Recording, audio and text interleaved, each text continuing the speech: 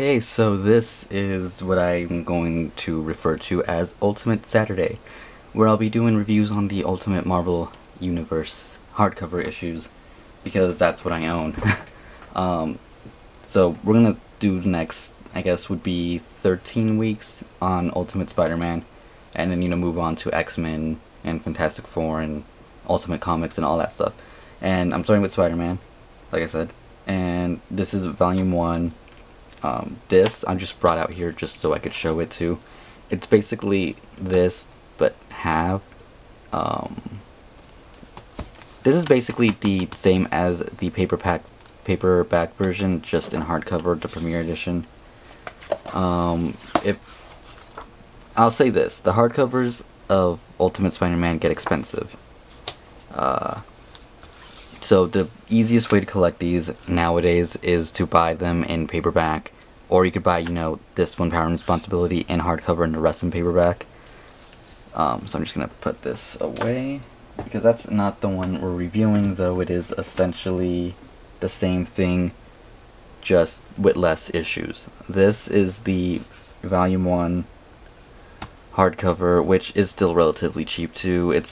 You can get the first 3 of the hardcovers are inside the omnibus if you want to get that, or like I said, just get part 1 and 2 of the trades, and that equals 1 hardcover.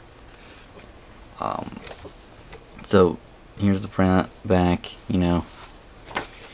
What I really like what they did with the Ultimate series is this, just it looks nice. Ultimate Spider-Man, like all shiny and stuff. So I think they did a good job, just with the way they bound it. So this is issues 1 through, I want to say 12, but I don't know if that's right, or 13. So basically, the interesting thing about the series is, within the first few issues, I think it's like the first 2 issues, Peter Parker doesn't even wear the Spider-Man suit. It's more about him. It's more about, like, his character development and stuff. Here we get to see him as a, well, nerd, geek, whatever you want to call him. Uncle Ben with the long hair, which is a little weird. Mary Jane, who is not popular. Flash still being the bully. Harry Osborn being the cool guy. So it's definitely different from the, original series, because Mary Jane is here right from the beginning. As you can see, Peter Parker, not athletic. It's just, the first issue is definitely really just here's this stuff happening. He does get his powers from being bit from the spider that was injected with the Oz formula. It's definitely, like I said, it's different.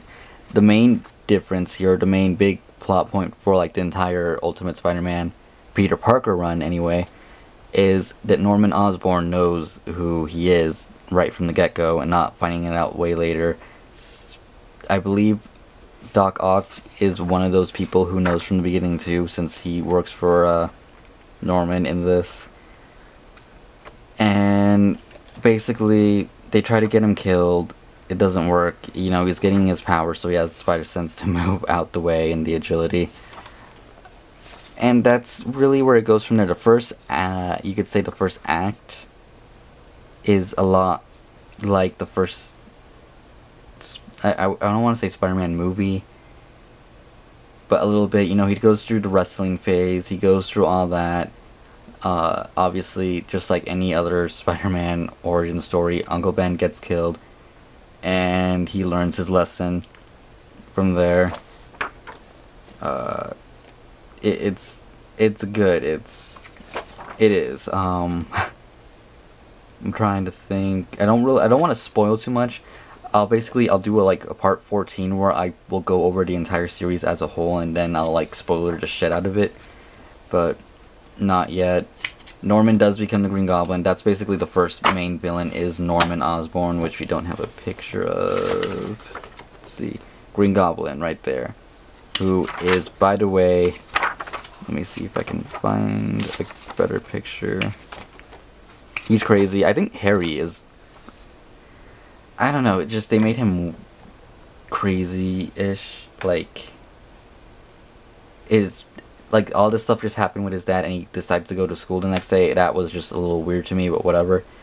Here we can see Green Goblin, which isn't green here, but his face is green. So yeah, it's basically a big battle at the school. It's actually, you know, definitely, I like it because it revolves a whole bunch of high school, and it kind of reminds me of high school in a way.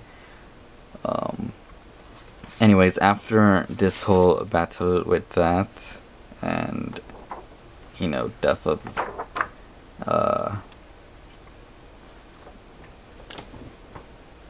whoa, blanking on his name, but death of his uncle, at this point we got Kingpin and I think it's the Enforcers, I don't remember.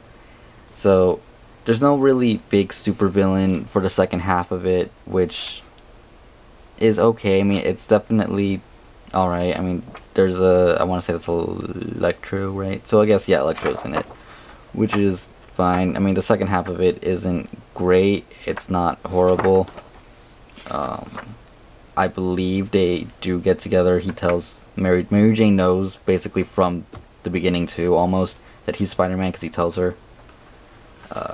Anyways, here are like extra stuff that comes with the hardcover version. You know, characters, sketches and stuff. But the main, I guess, bonus you could say, if you don't have it, never read it for some reason or another, it does contain a copy of Amazing Fantasy 15. So you can read the original in here, you know, how everything actually happened, or happened in the main universe. It's a cool bonus. I already have the Marvel Masterwork, so I didn't reread it, but it's definitely a good thing. And it's funny because a lot of people, for some reason, well, not for some reason, I guess a lot of people don't know that it wasn't Uncle Ben that said the power and responsibility thing. It was actually the narrator who said it. So that line was never actually told to him, which is interesting, I think. At least I'm pretty sure that's how it goes. I don't remember. I could be completely wrong. You want to tell me I'm wrong, you go ahead and tell me I'm wrong. I don't care. Anyways, Ultimate Spider-Man, Volume 1, like I said, Green Goblin, Shocker, Enforcers, if I'm correct in that being their names, and Kingpin. It's a really good start, you know. The art changes, or the way Peter's drawn, you could say, changes later, which I like because I don't actually like how he looks in this first volume, but it's good, it's interesting.